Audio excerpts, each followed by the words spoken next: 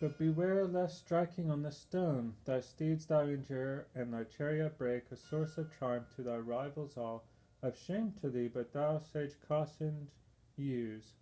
For following, if thou make the first turn, not so one of all shall pass thee or overtake, not though Orion's self were in the car, addresses his flying steed of heavenly race, nor those which here in Alabama possessed. This said, and to his son his counsels given, the aged Nestor to his seat withdrew. Fifth in the least Meriones appeared. They mounted their cars and cast their lots. Achilles shook the helmet. First leaped forth the lot of helmet Nestor's son Antilochus. Next came King Ermelius, after whom the valiant Menelaus, Atreus' son, the fourth Meriones, and last of all. But ablest far, Tydides drew his place. They stood in line, Achilles pointed out, far on the level plain the distant goal, and there in the charge of godlike Phoenix placed his father's ancient follower to observe. The course assigned, the true report to make. Then all at once their whips they raised and urged, by rein and hand and voice, their eager steeds. They from the ships pursued their rapid course. Athwart the distant plain, beneath their chest, rose like a cloud, a hurricane, the dust.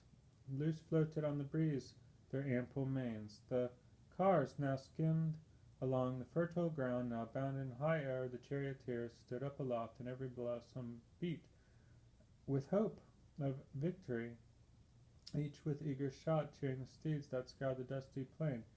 But when the farthest limit of the course attained, they turned beside the hoary sea, strained to their utmost speed, where plainly see the quantities of each. Then in the front appeared Eumelus, his flying mares, and next the Trojan hordes of Tydides came.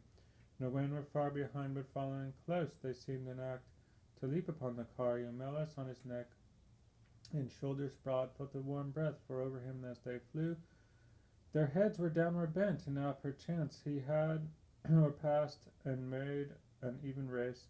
But that incensed with valiant Diomede, Apollo wrested from his hands the whip. Then tears of anger from his eyelids fell, and gaining more and more the mares he saw, while urged no more his horses lacked the speed, but Pallas marked Apollo's treacherous wile. In hastening to the chief restored his whip, and to his horses strength and courage gave. The goddess of Adamantus' son pursued, and snapped his chariot yoke, the mares released. Swerved from the track, the pole upon the ground lay loosened from the car, and he himself beside his wheel was from the chariot hurled. From elbows, mouth, and nose the skin was torn, his forehead crushed and battered, and his eyes were filled with tears, and lost his powers of speech.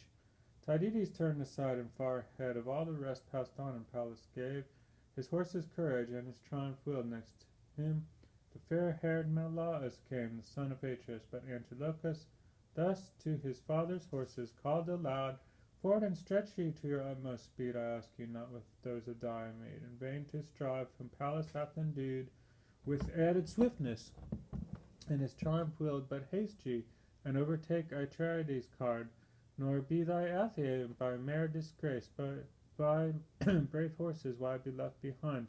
This too I warn ye, and will make it good. No more at Nestor's hand shall thee deceive your provider, but with the horse be slain. If your faults and lower prize be ours, then rouse ye now, and put forth all your speed, and I will so contrive, and so not fail, of slipping past him in the narrow way. He said, the horses of his voice and all put forth their powers a while. Before them soon Antilochus the narrow pass espied. It was a gully where the winter's rain had lain collected and had broken through a length of road, and hollowed out the ground. There Menelaus held his cautious course, fearing collision.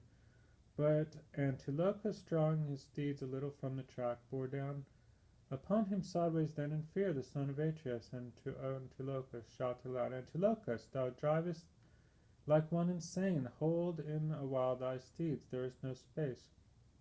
Where wider grows the road, there now thou mayest pass, but here thou wilt but cause our cars to clash, and bring us both to harm.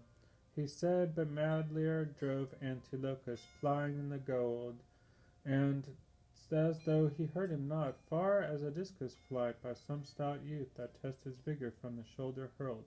So far they ran together side by side, Then dropped Atreus' horses to the rear for him himself, forbore to urge the speed, lest meeting in the narrow pass the car should be overthrown, and they themselves in haste to gain the victory and the dust be rolled. Then thus reproachful to Antilochus: